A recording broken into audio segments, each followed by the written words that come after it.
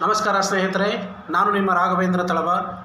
ಸ್ನೇಹಿತರೆ, ಇವತ್ತು ತುಂಬ ಒಂದು ಅದ್ಭುತವಾದ ವಿಷಯ ಕರ್ನಾಟಕ ರಾಜ್ಯದಲ್ಲಿ ನಡೆದಿದೆ.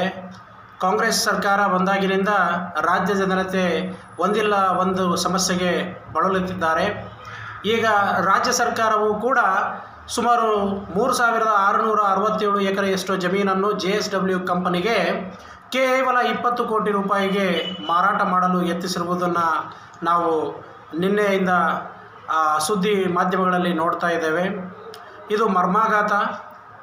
ತಕ್ಷಣ ಕಾಂಗ್ರೆಸ್ ಸರ್ಕಾರ ಈ ಆದೇಶವನ್ನು ಹಿಂಪಡೆದು ಇವತ್ತೇನು JSW ಕಂಪನಿಗೆ ಕೊಟ್ಟಂತಹ 3667 ಎಕರೆ ಕೇವಲ 20 ಕೋಟಿಗೆ, ಆದರೆ ಅದರ ಮಾರುಕಟ್ಟೆಯ ಬೆಲೆ ಎಷ್ಟೋ ಸಾವಿರ ಕೋಟಿಗಳಿಗೆ ಅಥವಾ ಲಕ್ಷ ಕೋಟಿಯಷ್ಟು ಬೆಲೆ ಬಾಳುವಂತಹ ಭೂಮಿ ಅದು.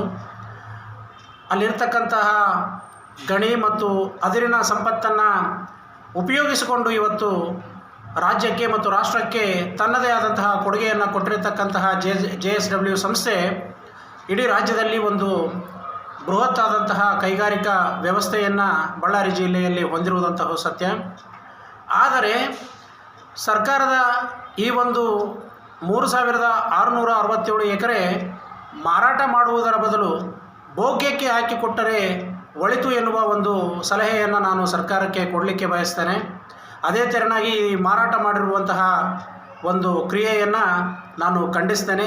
ತಕ್ಷಣ ಕೈಗಾರಿಕಾ ಸಚಿವರಾಗಿರ್ತಕ್ಕಂತಹ ಸನ್ಮಾನ್ಯ ಶ್ರೀ MB ಪಾಟೀಲ್ರವರು ಹಾಗೂ ಮಾನ್ಯ ಮುಖ್ಯಮಂತ್ರಿಗಳಾದಂತಹ ಸನ್ಮಾನ್ಯ ಶ್ರೀ ಸಿದ್ದರಾಮಯ್ಯರವರು ಈ ಆದೇಶವನ್ನು ತಕ್ಷಣ ಹಿಂಪಡೆದು ಬಳ್ಳಾರಿ ಜಿಲ್ಲೆಯ ಜನತೆಯ ಒಂದು ಆಸ್ಮಿತೆಯಾಗಿರ್ತಕ್ಕಂತಹ ಈ ಒಂದು ಜಮೀನನ್ನು ಉಳಿಸಿಕೊಳ್ಳುವುದರ ಮೂಲಕ ಮತ್ತು JSW ಕಂಪನಿಗೆ ಒಂದು ಕರಾರುವಕ್ಕಾದಂತಹ ಒಂದು ಅಗ್ರಿಮೆಂಟನ್ನು ಮಾಡುವುದರ ಮೂಲಕ ಒಪ್ಪಂದದ ರೀತಿಯಲ್ಲಿ ಇನ್ನೂ 25 ವರ್ಷಗಳಿಗೆ ಕಾಲ ಭೋಗ್ಯಕ್ಕೆ ಹಾಕಿಕೊಟ್ಟರೆ ಅದು ಒಳಿತು ಎನ್ನುವ ಒಂದು ಮಾನದಂಡವನ್ನು ನಾವು ಈ ವಿಡಿಯೋ ಮೂಲಕ ಸರ್ಕಾರಕ್ಕೆ ಒಂದು ಸಲಹೆಯನ್ನು ನೀಡುತ್ತಾ, ತಕ್ಷಣ ಈ ಆದೇಶ ಏನು ಕೊಟ್ಟಿದ್ದೀರಿ 20 ಕೋಟಿ ಹಣಕ್ಕೆ 3667 ಎಕರೆಯಷ್ಟು ಜಮೀನನ್ನು, ಈ ಆದೇಶವನ್ನು ಹಿಂಪಡೆದು ರಾಜ್ಯದ ಜನತೆಯ ಹಿತಾಸಕ್ತಿಯನ್ನು ಕಾಪಾಡಿ.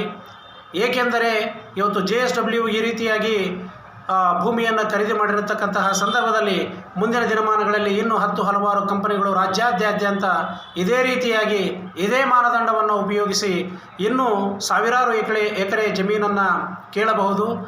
ಹಾಗಾಗಿ ಈ ಕೆಟ್ಟ ಸಂಪ್ರದಾಯವ ಹೀಗೆ ಶುರುವಾಗಿರತಕ್ಕಂತಹ ಸಂದರ್ಭದಲ್ಲಿ ಇದನ್ನು ಇಲ್ಲಿಗೆ ಕೊನೆಗಾಣಿಸಿ ಈ ಒಂದು ಕ್ರಿಯೆಯಿಂದ ತಕ್ಷಣ ಅದನ್ನು